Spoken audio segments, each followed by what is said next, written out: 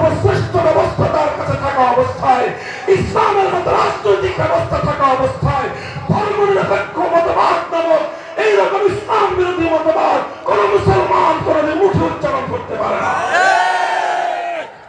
কথা বলে ঠিক না বেঠিক? মুসলমান যদি আমার কথা বুঝে থাকেন তাহলে এই কথার উপরে আপনারা আজকে কাজ শুরু করবেন। যারা আওয়ামী লীগ করতেন তাদের কাছে আমার বিনীত অনুরোধ, যারা আওয়ামী লীগ রাজনীতি করেছেন আপনারা আত্মপ্রবঞ্চিত হয়েছেন, আপনাদের নেতা নেত্রী আপনাদের সঙ্গে ধোঁকাবাজি করেছে, ধর্মনিরপেক্ষ মতবাদের নাম দিয়ে মুসলমানদের ঈমান হরণ করেছে।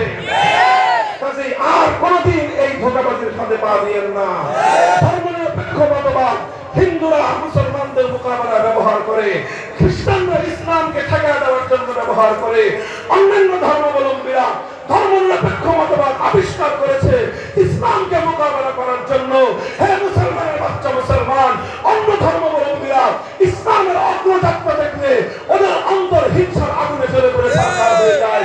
তুই বেটা মুসলমানের বাচ্চা মুসলমান হয়ে ইসলামের মোকাবেলায় ধর্মনিরপেক্ষতা মতবাদের দালালি করা তোর জন্য এর চেয়ে লজ্জার কোনো বিষয় হতে পারে না।